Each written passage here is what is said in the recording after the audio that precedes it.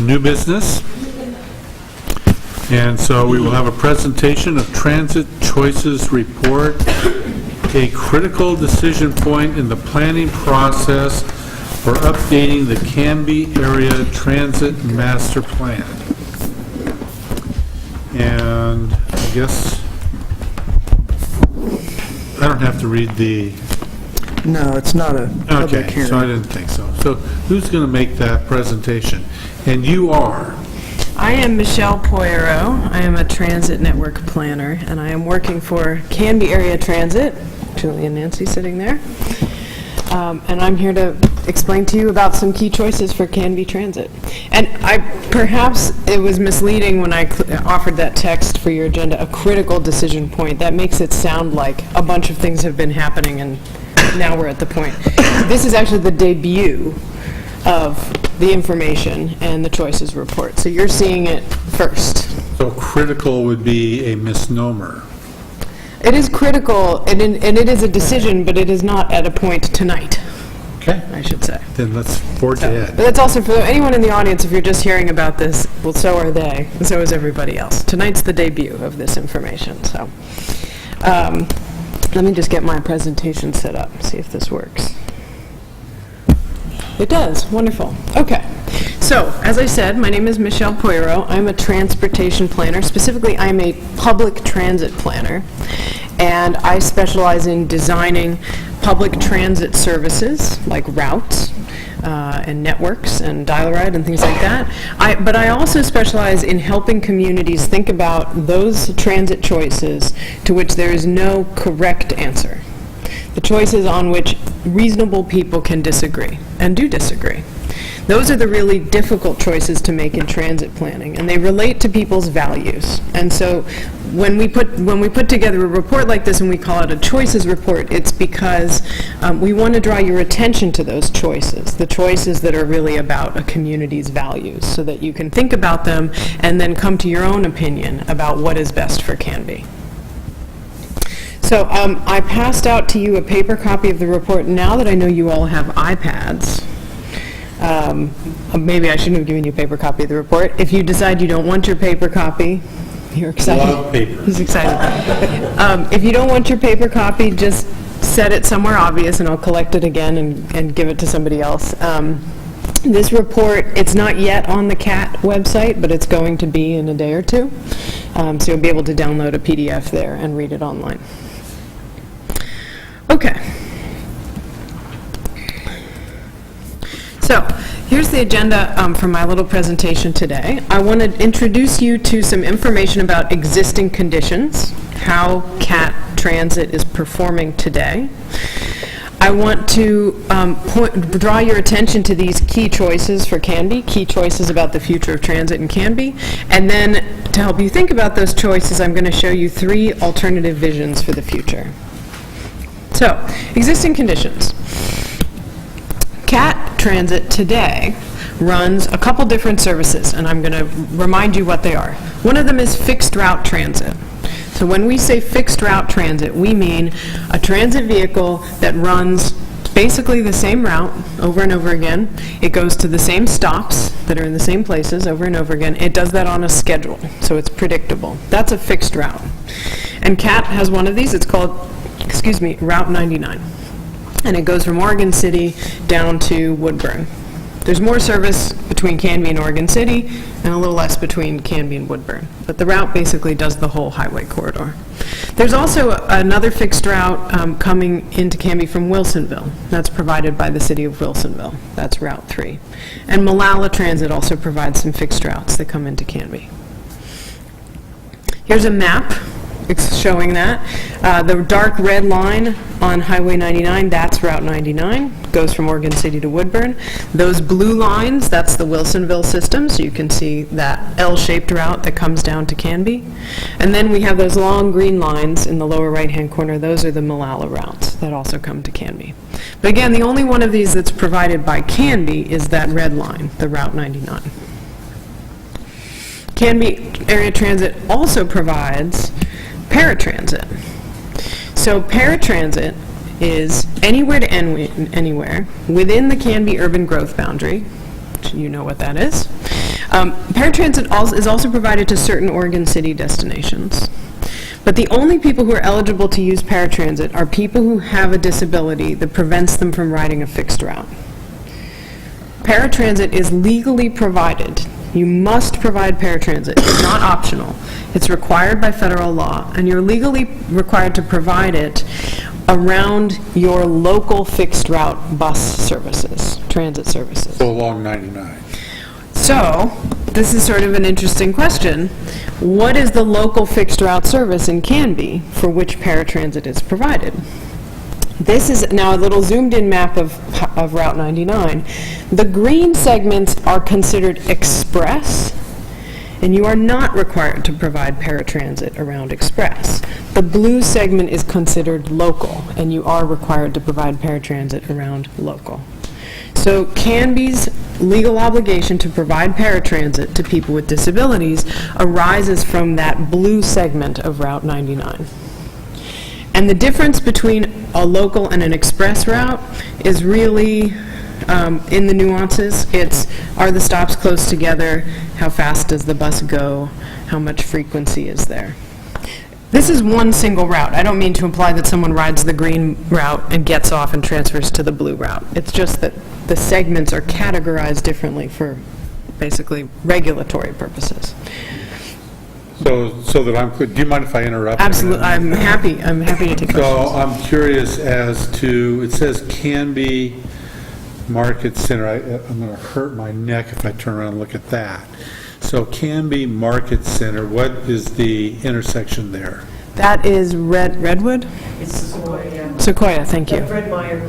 Fred Meyer, Meyer. okay, down to Canby Square, which is Safeway. Okay. And Canby Transit Center is basically where we are right now. So there's another reason that Canby provides paratransit. So part of Canby's paratransit is tied to this local segment of Route 99. Like if that weren't there, if it were all an express route, there would be no obligation to provide paratransit, then it would be an option. The other reason Canby is obliged to provide paratransit is because Canby has made a deal with TriMet, hearkening back when Canby removed itself from the TriMet service district, which is that Canby will bring people who have disabilities to certain destinations in Oregon City directly, rather than meeting the TriMet paratransit bus at the transit center in Oregon City and having TriMet take them to those destinations. So Canby and TriMet have made a deal. So anyway, Canby provides paratransit within the UGB in Canby and also to certain Oregon City destinations. Via CAT. Yeah. Okay. Right, one-seat ride, without a transfer to TriMet. Now, if you want to go to West Lynn from Canby, and you're eligible for paratransit, you would actually transfer to TriMet's Lyft service at the Oregon City Transit Center, and TriMet will take you the rest of the way. So it's only Oregon City that people can go straight there on CAT. They don't have to transfer to TriMet. Now, there's another service that Canby Area Transit provides, which is very similar to paratransit, and it is called DialRide.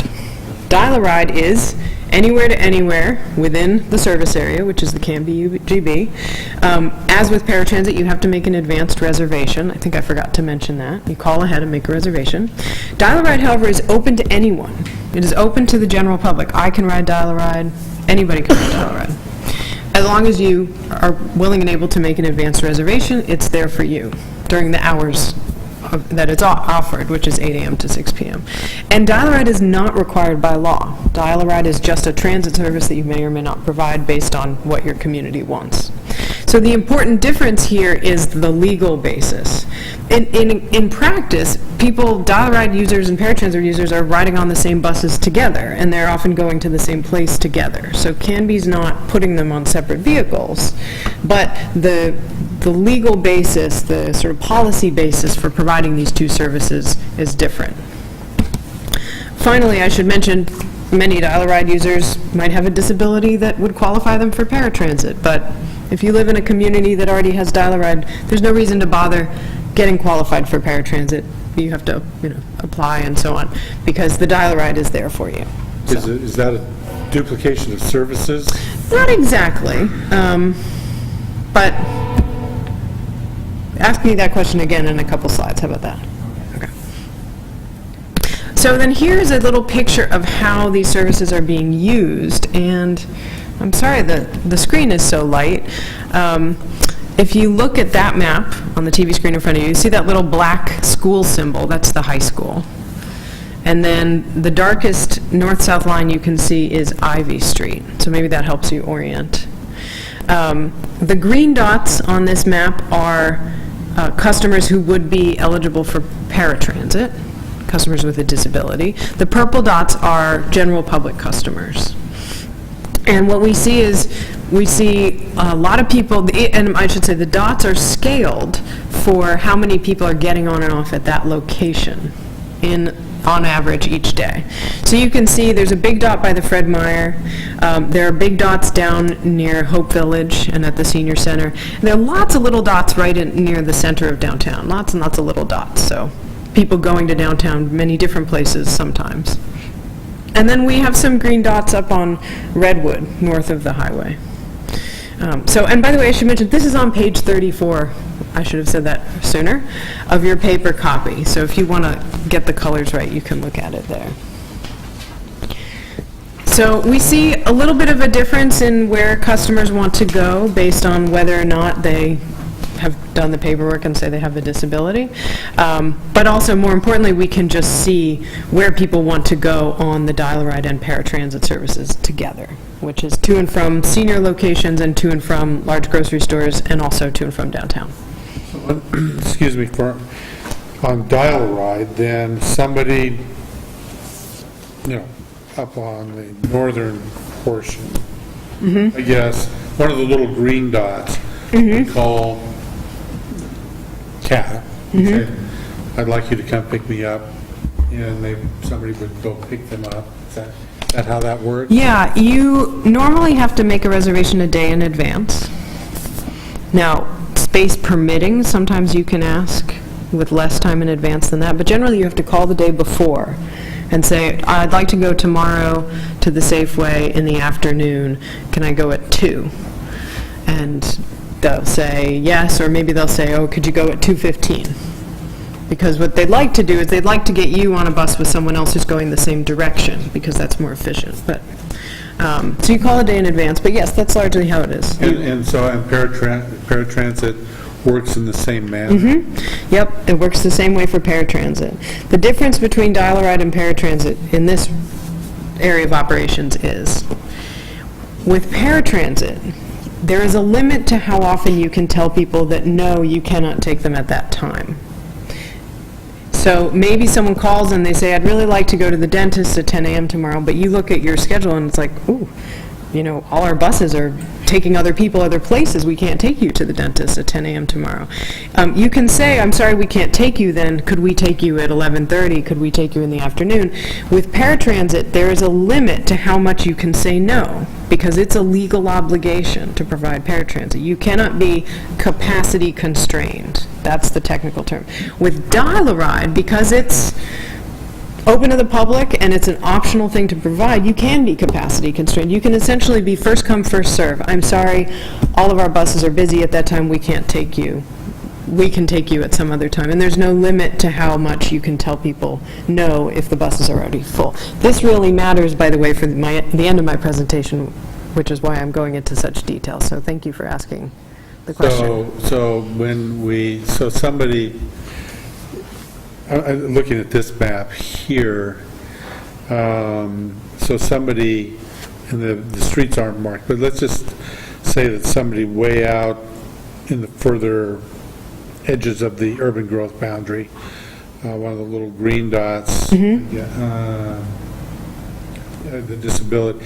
So we would send a bus out to that, and it doesn't matter how many other people are on the bus, that bus would go specifically to pick up that person.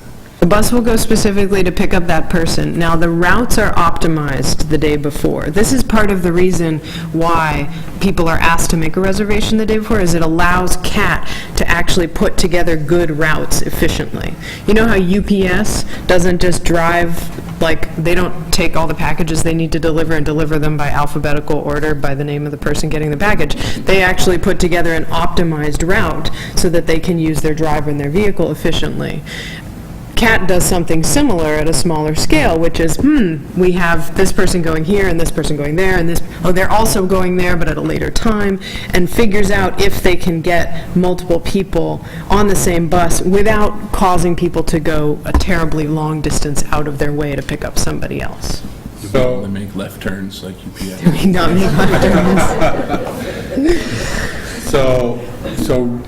and I'm not really, this is all new to me, so excuse me for not being really well versed in this. So you send a bus that uses a lot. Sometimes it's a van. Sometimes There's a range of sizes. There's a big bus, So there's some smaller buses, then there's some vans, Okay. yeah. So that's kind of where I was going, because sending a bus to pick up one person way out here, number one, sounds pretty darn expensive. I'm thinking that Uber might be less expensive. And so I would be curious as to why something like an Uber to pick up one person might not be more cost-effective than sending out a bus, even a van, although now that you mention it, that sounds... Well, keep in mind, the operating cost of transit arises mostly from the human staff doing the work, rather than from gas or tires or things like that. So actually, a big bus with one driver and a van with one driver, the cost isn't that different, because it's really the driver that is the cost center, rather than the size of the vehicle. So that's something to keep in mind. So you don't save much money, like, I often end up working for transit agencies that say, couldn't you save some money by replacing all those big buses with little buses? And I say, only if you can replace your big drivers with little drivers and then pay your little drivers less. Because it's really not the buses, it's really the drivers that are the driver of operating costs, so to speak. So are you looking at replacing those drivers with driverless vehicles? That is certainly far on the horizon. No, that is far beyond our horizon. Just now, curious. since you're asking so many wonderful questions, I would like to skip ahead. I have a question. Oh, please. So it appears that DialRide and the Paratransit often share the same vehicle via that service. So does this map, so it seems like people with disabilities could use either service. Yes, They and typically choose DialRide or Paratransit? they don't have to make a choice. They just call CAT.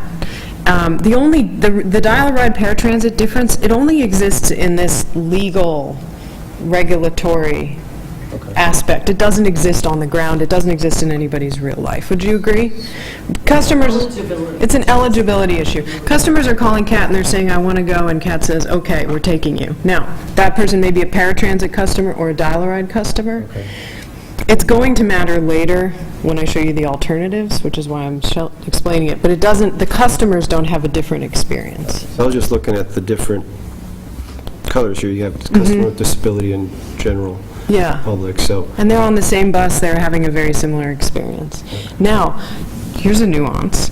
If you want to go to Oregon City, you must be a paratransit customer. You must have a disability that qualifies you for paratransit in order to get taken to Oregon City. Oregon City is not within the general public DialRide area.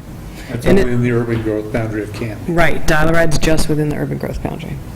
Now, please look at page 37 of the Choices Report. It's in my presentation, but it's there. Now the audience can enjoy it as well. Okay, this is a diagram showing by bus all of the trips made on a Monday morning, or Monday, and this is DialRide and Paratransit together. So if you look down the left-hand side, you'll see vehicle, 2, 3, new bus, 18, Star Trans Cutaway. These are buses, Arbach. These are names of buses. And then you can see what each bus has done as the hours of the day progressed. And you'll see pickup locations in gray and drop-off locations in red. So you can see that the very first thing that bus number 3, new bus, did is it picked someone up at 1315 Northeast 15th and dropped them off at Club Fit. And there's actually a little colored line between the gray and red text. It's a very, very short line because this is a very small town. But that line is the length of the trip, the driving time. So now if you go to about 12:30 p.m. for 3, new bus, you'll see someone got picked up on Southeast 7th Place, and then they have a little violet-colored purplish line to iHealth Northwest. So that's a longer drive, so you can see that line is longer. And so what we did this for a whole week, sort of to get a visual impression, and also we got some data out of this. What we were curious about was how much of the time are people really alone in the bus or the van, so their experience is more like that of a taxi, although they had to reserve it in advance, and how often are people sharing a vehicle? Because public transit is really a shared vehicle service. That's where its efficiencies come from, is multiple people with different destinations sharing a vehicle at least part of the way there. So we asked the question, how much are people sharing a vehicle? And what you end up seeing is that people are not sharing vehicles very much. Sometimes, though, people are all going to the same place. So you'll have a group of people leave the library and they go together to the adult center, or vice versa. But for the most part, a lot of the travel is actually a vehicle acting more like a taxi. So does this help you picture a little bit what's happening? Like if you can follow this number 3 bus as it does its work day, driving each of these people to and from places? Okay. This, again, is going to matter later on, so I appreciate you leading me into such detail. All right. So DialRide and Paratransit are they're really one service in terms of customers' experience, but as I mentioned, and this is on page 35 of your report, only paratransit extends as far as Oregon City. And that's from an agreement that Canby and TriMet have been maintaining for many years, that Canby will deliver paratransit customers to certain key destinations in Oregon City. Essentially, places that they can't go in Canby. Like, you can't go to the grocery store in Oregon City, but certainly to hospital, medical services. Clackamas Community College is a very important destination there. So that's the service that's currently offered. Fixed route, Route 99, which is both express and local. DialRide and Paratransit. That's the suite of services CAT currently offers. Now, CAT used to offer more fixed route service. So now I'm showing you a chart, and this is on page 26 of your report, of transit service levels in Canby, the total transit system, how much service was put into it from 2002 until 2016. That orange line is the fixed route system. So Route 99, there used to be service to Wilsonville also, and there were fixed routes inside Canby, fixed routes circulating inside Canby. That orange line reflects how much service was on the street, and as you can see, it sort of peaked around 2009, 2008. Major service cuts were put in place in 2011. That green line is paratransit.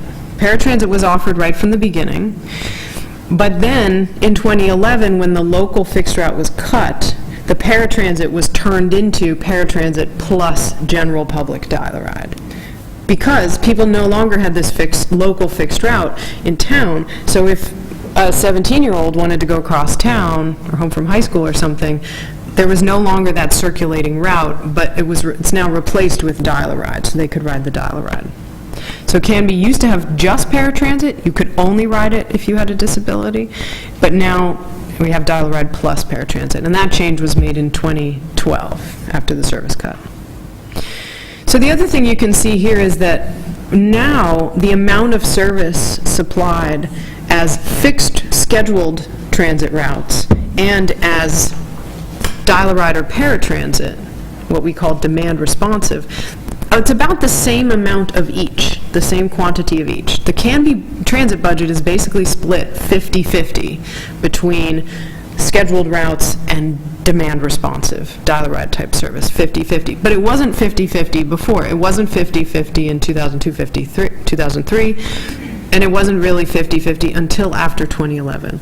So that ratio has really changed. So that's a different kind of transit system than can be started with. Now, here's something else to look at in terms of history, is the ridership. The orange line is ridership on the fixed routes, which, again, peaked in 2008 or 2009 and declined after the service cuts, also declined a little bit after the instigation of a fare, because transit used to be free. Paratransit ridership has been fairly flat, and then the general public dial-a-ride plus paratransit ridership has also been fairly flat. And you can also see that fixed route ridership has always been much higher than paratransit. That is totally natural. That is not because the paratransit is failing. If you just picture what the paratransit or dial-a-ride van is doing, it is driving to and from individual people's requested places. It is not physically possible to do that for more than 5 people an hour. But if you run a bus in a straight line through an urban place, you can easily have 30, 40, 50, 60 people get on in an hour and not break a sweat. So we're talking about completely different technologies that have the ability to get completely different levels of ridership. So keep that in mind. If you want high ridership, paratransit or dial-a-ride could never do what a fixed route could do. But it does things that a fixed route can't do, like go to people's homes and go to where they want, when they want. Yeah. Is paratransit free? No, paratransit is not free. Remind me the fare on paratransit? $1 for everything.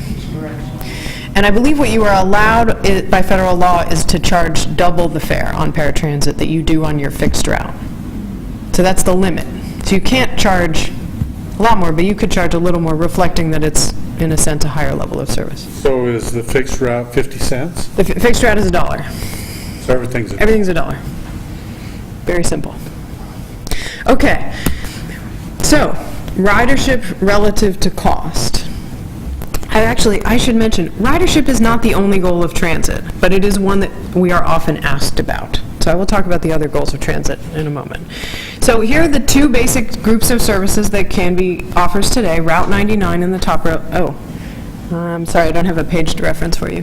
Route 99 in the top row, and then DialRide and Paratransit in the bottom row. There's a certain amount of service supplied to both of them. I said it's about 50/50. It's actually probably more like 54/46 or something, a little bit more on the fixed route side. And then the fixed route gets more boardings, as I showed you in the graph.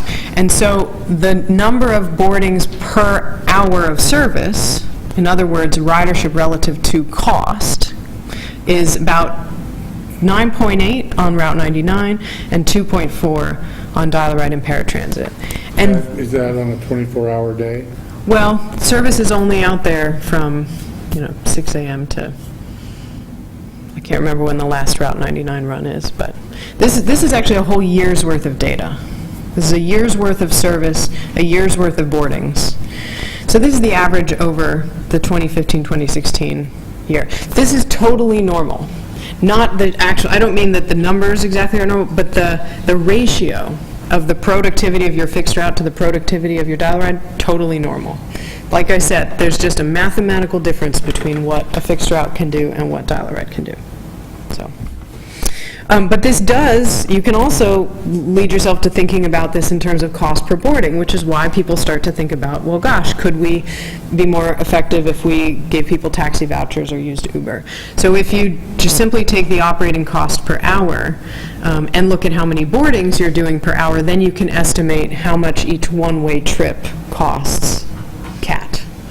So a one-way trip on Route 99 costs about $6, and a one-way trip on DialRide or Paratransit costs about $25. And then we charge $1. We charge $1 for everything. Again, this is normal. This is not different from other small city and rural transit systems. But it's something that everybody needs to be aware of when they make decisions. Now, what about if we look just at Route 99? Because Route 99, the two halves are different. There are 19 trips a day to Oregon City? The 18, thank you. It's in here. I just don't have a head for numbers, believe it or not. There are 18 trips a day to Oregon City, so that's a lot of frequency. You can actually go to and from Oregon City pretty much when you want, Monday through Friday. And then to Woodburn, there are only 8 trips a day to Woodburn. So there's a lot less service going to Woodburn. But we have the ridership on each half of the route, so we can be curious about which half is more productive or how they compare. And interestingly, they're very similar. Both halves get about 11 boardings per bus round trip. So each time a CAT bus goes up and back to Oregon City, it gets about 11 boardings. Each time it goes down and back to Woodburn, it gets 9.4 boardings. Pretty close. And considering there's so much less service on the Woodburn side, that's actually a lot for Woodburn, because people tend to respond to higher frequency by riding more. So as you increase frequency, you tend to see more people boarding per hour, not just the same number per hour. So we're actually fairly impressed with the Woodburn side in terms of ridership. Now, I'm giving you all these ridership-related statistics, but the thing is, transit does not only serve ridership goals. Transit actually serves a number of goals that come directly into conflict with ridership. And so I want to point those out to you because they matter a lot. So imagine you're in a fictional little city, and your city has these 2 highways, and most of the activity is on the 2 highways. Those little dots are residents and jobs, but you have other roads and you have smaller numbers of people living on the other roads. And you have, as a transit agency, 18 buses to deploy. That's it. You have 18 buses and 18 drivers that you can put out every day. Where should you put your service? Well, if your elected officials in your community tell you that it's really important to get high ridership, to get as many people as possible on the bus, then maybe you would put your service out like this. You would think like a business, and you would choose which markets you should enter. You wouldn't just put your service anywhere, you'd put it where you think it will be competitive. And you will focus enough of your service so that it is competitive. The straight lines in your town offer density, lots of people and jobs near the bus stops, walkability, a direct transit path that people feel like is taking them in a straight line where they want to go. So you focus all your service there, and because you're focusing all your service there, it's frequent. All those 18 buses are on just those 2 lines, which means when people walk out to the highway, there's a bus coming soon. That's the maximizing ridership kind of network. And the way you measure your performance is productivity, which is that number I showed you before. How many boardings do we get per hour? What's our ridership relative to our cost? So there are reasons to like this. You get a lot of people on the bus, you get a lot of people to jobs, you're saving people a lot of money, environmental benefits. But what if you or your aunt or your child lives in the right-hand corner at the bottom there and is far from any service at all? Well, then you have reasons to not like this, because they don't have access to any service at all. And maybe you come back to your city council and you say, what have you done? You've completely abandoned this whole neighborhood of our city. And your city council says to the transit planner, oh, go back and fix it. We can't abandon that neighborhood. There are people there who need that service. And so your transit planner will go away and they'll come back with a different kind of network. They'll come back with a network that is aspiring to a coverage goal, some service for everyone. And this is more like what we expect out of government services. We try to serve everyone, even in expensive to serve places. We get more routes so we have a route on every single street. So everybody is close to a bus stop. But because we've divided our 18 buses on so many different lines, none of the routes are coming frequently. Even on the major streets, the bus is still coming only once an hour, once every 2 hours. But we are serving everyone, right? We've been fair, and if anybody, no matter where they live in our town, if they need the service, if they have a severe need for service, there is something there for them. The way we measure our success is access or coverage. How much of our residents and our jobs are near some service at all? And here we could probably say 100%. So we're doing great. The thing is, we wouldn't get very much ridership because most people are busy. they work multiple jobs, they need to get their kids from childcare, and they do not have time to wait for a bus that comes every hour. Or even if they didn't wait when the bus picks them up, they're going to wait when the bus drops them off 50 minutes early for work. So most people are not interested in infrequent transit. And if we spread our resources out, we're spreading them thin, and most people won't ride. But everyone who needs to ride will be able to ride. So that's a big trade-off. Ridership and coverage goals are in conflict, even though they are both valuable. Even though we probably, all of us individually, can feel that we would value both of them. But when you are running a transit agency and you have a fixed budget, the more you do of one, the less you do of the other. The more you focus on the corridors, the less you're spreading service out to get close to everyone, and vice versa. So this is one of the hardest choices to make in transit planning, and there is no correct answer. Every community I work for finds a different way to balance these goals. Some go a little more towards ridership, some go a little more towards coverage, because I don't have an answer. They're both important, they're both valued, but how you balance them in your own community is really very specific to your community. So, back to existing conditions. I want to mention a couple of things that we've noticed about existing conditions for transit here. One is there are some barriers to ridership and access in this city. One is language. There's so many Latino community members in Canby who are interested in transit and even riding Route 99, but they're not riding DialRide and Paratransit in large numbers. And it could be, I think it's a big part of it's probably language. The Route 99 bus is coming whether you call someone or not and have a conversation with them or not. So if you're not confident about your English, if you're not sure that they'll have an interpreter for you when you call, you can at least show up for Route 99 and it's going to come, and you know how to get on the bus. So fixed routes are a bit translation proof than DialRide and Paratransit, which require more of a conversation. It may also be that the way that the Latino community in Canby works, they're providing one another more rides. I don't really know. I think we can theorize, but we know that there's a language barrier there. Another thing is complexity. Route 99 today is fairly complex in terms of which buses go all the way through Canby to Oregon City and which just turn around in Canby. The schedule is not very easy to read, so that may prevent some people from trying it. Really big barrier is weekends. The lack of weekend service is a huge barrier, because if you think about who has an incentive to ride transit, well, low-income people, low-income workers. But if you work in the service industry and you're not making very much money, it is all hands on deck on Saturday and Sunday. So if the bus can't get you there on Saturday and Sunday, you basically have to get a car. And once you've gotten a car, you're not riding the bus Monday through Friday either. So the lack of weekend service is a big barrier to ridership. It's also a big barrier for coverage and access, because people need to meet their social service needs on Saturday, or go shopping, or see their friends, or go to church, and not being able to do that on the bus is also a pretty big barrier for them. So we have some public input from 2013 that's interesting. This is on page 40 of your report.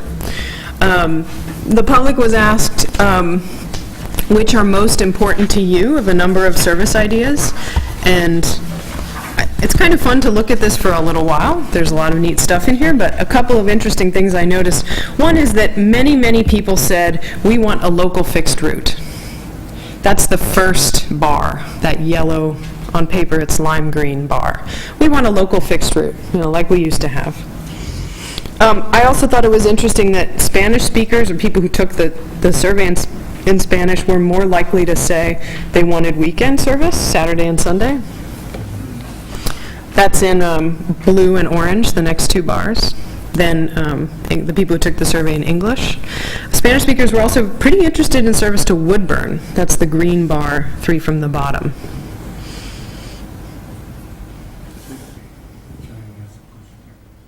So I'm curious as to actually who was asked these questions. I mean, were the people that were asked, were they people that actually used the service, or folks? Right, It was a combination. There was a lot of users. We just we gave it out on the bus, so people did fill it out on the bus. And it was online. We also went to a lot of communities. It's asked one of the questions. Could parse that out, but this is everybody who responded.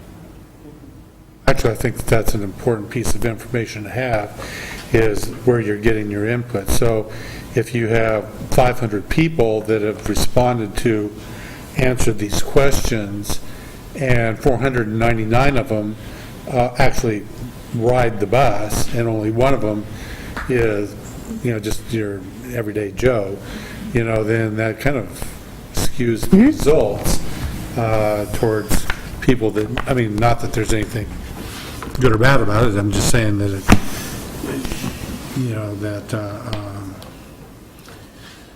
I would be curious as to how people in the community, other than people that ride the bus, feel about CAT. So Yeah. that would be. Yeah, splitting this by the source would be interesting. You might see different priorities based on whether people use the system now or not. Yeah.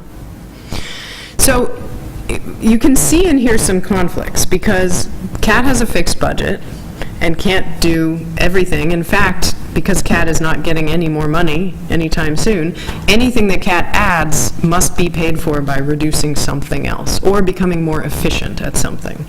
And yet, here are people telling us a number of things that they would really like CAT to add. So, in this Transit Master Plan, we are going to ask people to focus on two choices. And they relate to some of the answers you'll see here. People said they want a local fixed route. They also said they wanted more frequency to Woodburn. Some people said they wanted more frequency to Oregon City. We are not going to deal with Saturday and Sunday service as a focus of this Transit Master Plan, even though we know it's really important. But we are going to ask people to focus on this issue of the local fixed route within Canby, and service to Oregon City and service to Woodburn. So here are the key choices for this Transit Master Plan cycle. First of all, how should Canby balance its investment in, on the one hand, demand-responsive services like DialRide and Paratransit, and on the other hand, fixed routes? We know that they have very different capacities for ridership, but we also know that they have very different abilities to deliver coverage. The demand-responsive services like DialRide and Paratransit provide a great deal of coverage, but very low ridership. The fixed route doesn't provide very much coverage because it only goes where it goes, but it is able to get more ridership. So how should these investments be balanced? And I'll keep reading my slide, then I'll go back to the picture. Remember, the balance has really changed since CAT started. The balance today is around 50-50. It didn't used to be like that. It's become 50-50 because when CAT had to cut service, it cut service on the fixed routes. Then, the other thing is that demand response is just mathematically always going to have lower ridership. So I don't want you to feel like there's some magical thing that can be done to get more ridership out of demand response. There are small things that can be done to get a little more ridership, but it's never going to be like fixed route. So let's just look at the balance again. The ratio between the orange line and the green line is the ratio of service between these two general types. So you can see how much it has changed over the years. It's been everything it could be, and now it's 54-46 or something like that. So that's the first key choice. And then the second key choice is contingent on the first one. If Canby wants to shift some of its investment back towards fixed route service, then there's another question, which is, should that service be added to intercity routes, like Route 99, so that there are more trips to Oregon City or more trips to Woodburn, or should a local circulator within the city be restored?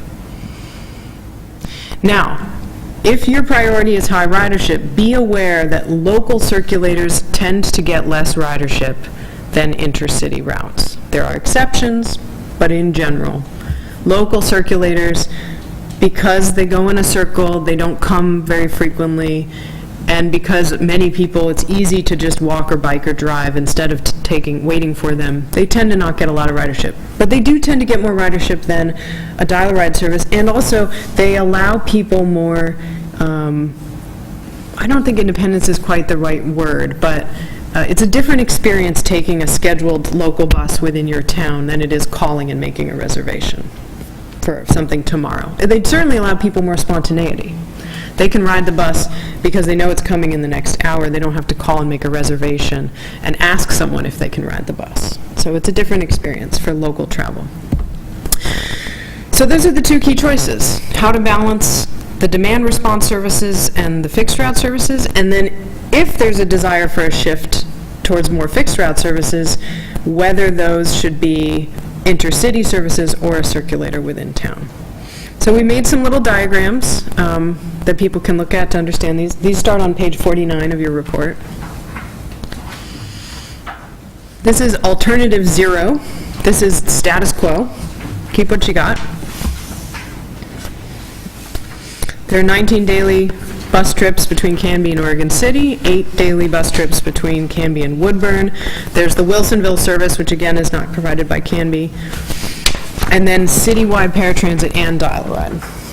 And so this assumes that the citywide paratransit and DialRide plus those paratransit trips to and from Oregon City would stay at the same productivity, 2.4 riders per hour on those demand responsive services, which is, it's a little bit low for a town of this size. Considering that CAT has to go to Oregon City, it's not that low, but it is a little bit lower than what you'd expect, that 2.4 boardings per hour. Now, the next two alternatives I'm going to show you, they do not assume that fewer people ride the DialRide and fewer people ride the paratransit. They assume that the paratransit and DialRide become more efficient and deliver the same number of rides using a little bit less service, and the difference in service goes into fixed routes. So this doesn't mean people have to stop riding the DialRide and the paratransit, but it might mean that they share trips more, share a bus more, which means being driven out of direction sometimes and having a longer trip.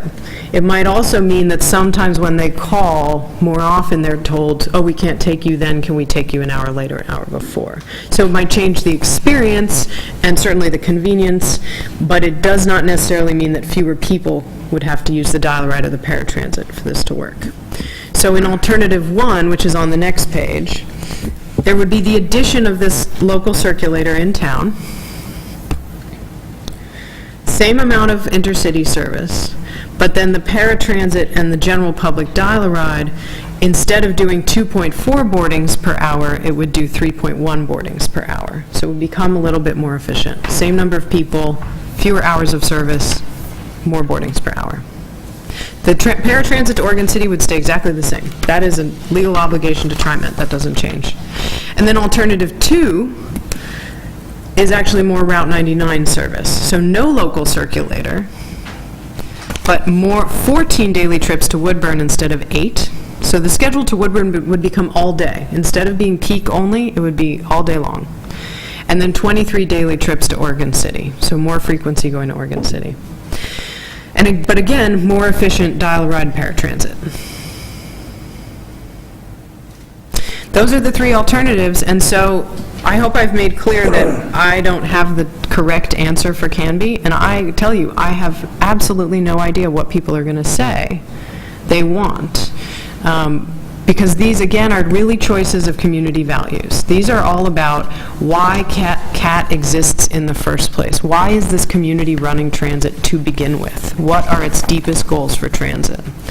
So that's what our process is really focused on, is getting that information to give CAT clear direction so that as they go forward for the next couple of years, they know how people want them to make these trade-offs within their limited budget.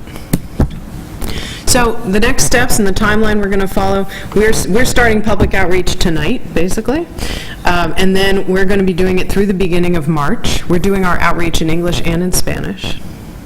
We're going to have a stakeholder workshop for not just existing transit riders, but anybody who has a stake in Canby's transit future. And that will be in February sometime. I think representatives from the Planning Commission would be welcome to attend. If you're interested, please let us know. That will be on a Saturday, and it will be 4 or 5 hours long, but we will serve food. And it will be water, fun. which we didn't get tonight. We will serve water. We'll serve water, and it will be really fun. The workshop is really fun. We're also going to be doing a web survey and a survey of riders on the buses. And then we're presenting to City Council. We're also presenting to the Transit Advisory Committee and some other groups. So we're just at the very beginning here, and that was, I appreciate you giving me so much time and letting me go into such detail and your excellent questions. And I'm happy to take more questions now, if you like. I have a question. I don't know if you can answer it, but I'm sure the ladies from CAT can. Now, when we went from TriMet to CAT, what I understand is it's the business taxes. Is that what pays for transit? Partially, yeah. And it was cheaper for us to do our own than go with TriMet, right? Well, I wasn't here when the actual decision was made, but as I understand it, it was people wanted more local control. Because TriMet only came down to Grant Street, turned around and went back. And there was, they only served paratransit in that 3/4 mile requirement. They did, whereas CAT served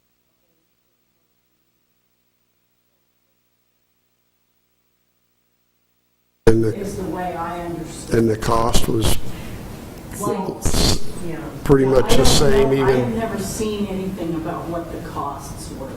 I know that TriMet basically gave the payroll tax, got rid of it, and then CAT started collecting it.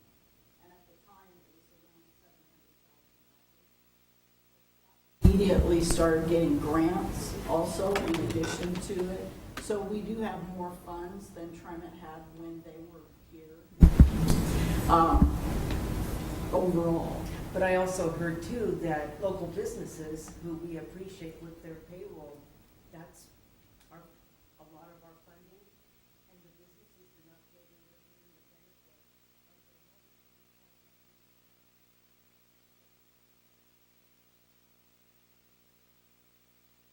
Well, it's required one or the other no matter what, right? So, I believe so. I think so. okay, thank you. The payroll tax rate for TriMet is now approaching 8 I think it's 7.5. And the cost, And ours is 0.6. And- We have not increased the payroll tax rate, but TriMet has continued to increase it and will be at 0.08 within the next few years. So my point is, no matter how expensive this looks, it would still be cheaper than if it was TriMet. Yes. yes. Also because the the cost per hour of service that CAT is providing is much lower than TriMet's cost per hour. And if you picture an hour of a driver driving a bus and there being a garage with a supervisor and a mechanic and all of the support, an hour of that is cheaper in Canby than in Portland. So CAT's costs are still much lower than TriMet's. So every hour of service you're getting, you're also paying less for it than you would if you're paying TriMet for it. Why are we, I'm looking at the data of the 2013 survey, and it seems like 80% of people on the Latino side are looking for weekend. Why is that not part of our goal if we're focusing on what 40% of people want instead of what 80% of people want?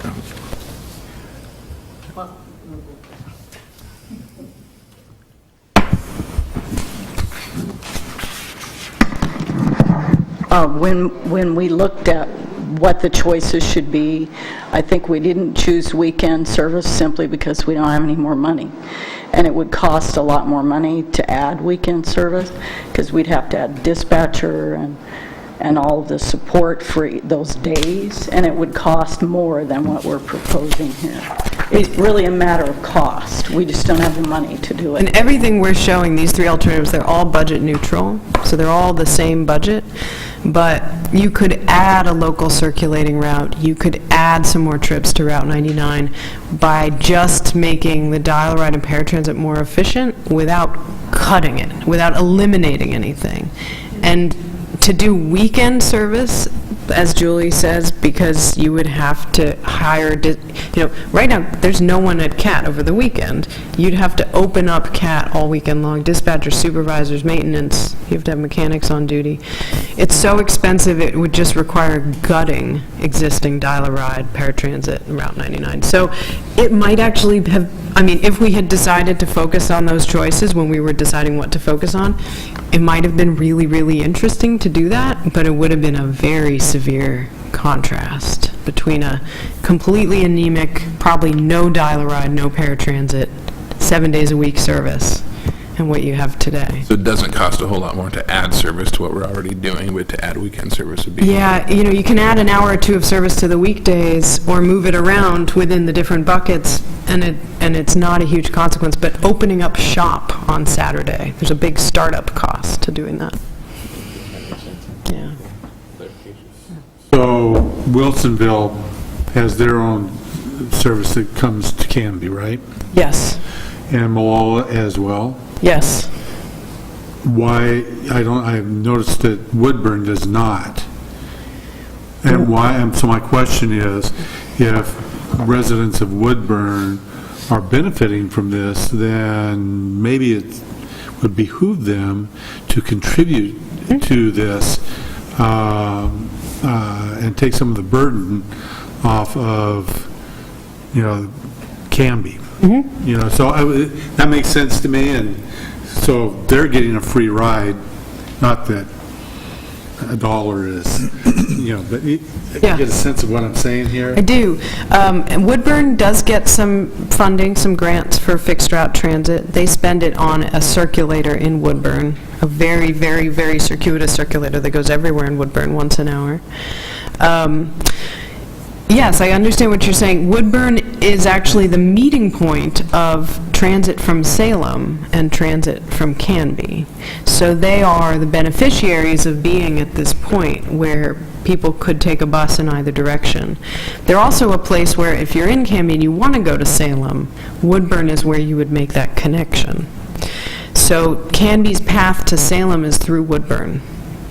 So you might think about how Woodburn can host that path, even if they're not paying dollars into it. So I would also assume then that Salem, if that's the case, which I did not know, so Salem has buses that the people of Salem are paying for to come to Woodburn. Canby, the citizens of Canby and the businesses of Canby are paying to go to Woodburn, and yet Woodburn is not stepping up and paying any of their, to use a phrase that I find disgusting, fair share. So it would seem obvious to me that if you need more funds to do some of these things, that you would want to go pound on the people, the city council of Woodburn and say, hey, Well, step up. something else to be aware of is that if there are residents of Woodburn who are riding Route 99 to Canby, it's probably because they either work for a business here or they're shopping here. And so it may be that businesses are actually fine with being connected to Woodburn if it helps their workers connect from affordable housing to their job, or if it helps bring them shoppers. But it could also go the other way with Canby residents going down to the Woodburn Outlet Mall, Sure. which is, one thing. I mean, this is actually, transit across boundaries is always like this. You're always wondering, wait a second, is this better for us or is it better for you? I just want it to be equitable. And the I truth, don't care well, about the truth is with transit, it's normally better for both of you to be connected because our economy really is based on people being able to get someplace to get the job that they need, to get the workers they need, to go to the school, to shop where they want to shop. And it's that free movement of people that makes the economy flow. So it always, I mean, I've certainly seen cases where one agency is really like supporting the other by running service there, but more often it's the case that from whatever side of the line you're on, both are better off for being connected, I guess I'll say. Agree with that, but I would also say that it's better that people, pay fairly Yes, and sure. equitably for that kind of service. Yeah. As the citizens of Canby, I'm not knowing any of this, now I'm feeling like I'm being taken advantage of. Oh, if it makes you feel any better, Salem Kaiser Transit is starting a Highway 99E study to look at the whole corridor from Salem to Oregon City. And so there may be some findings from that study that make this corridor better, including ways to share costs, ways to share fair revenues that are equitable. So, Is that something that we could go to Woodburn and say, if you want to help do a Saturday route? Because that would help them? oh, because of their Saturday shopping? outlets, yeah. That's a very interesting idea. I think, yes, that is something that could be done. Who does that? Who does what? Who goes and talks to Who them? goes and talks to them?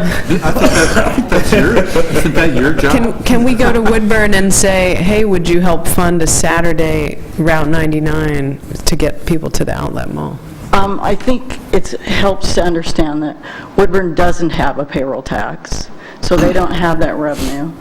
They actually fund their system with the general fund from the city and grants.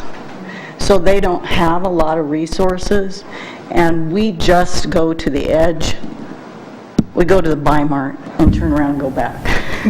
And if you want to go to the outlet mall, you have to ride the Woodburn system. We don't take people to the outlet mall, sort of for the reasons that you're talking about. And then Try to Salem, keep it equitable. Salem's Transit comes to the Buy Mart also to So we meet meet Canby. up Mark's a with, popular meeting place. I'm gonna set up a coffee shop there. So people waiting for the bus can buy my coffee.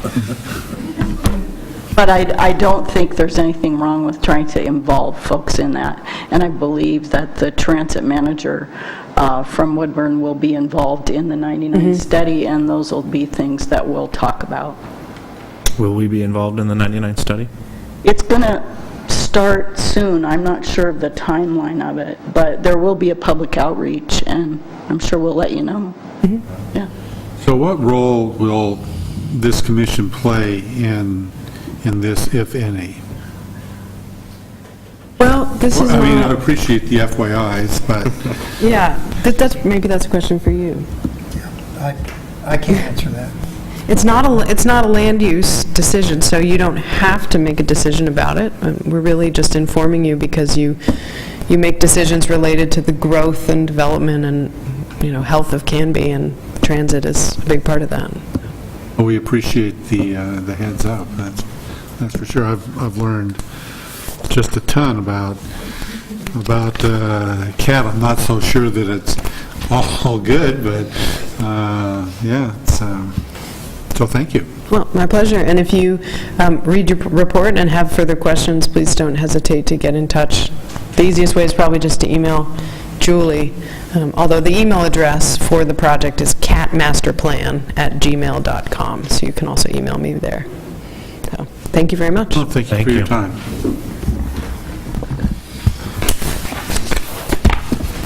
I've got to get back to figure out how to turn this thing back on.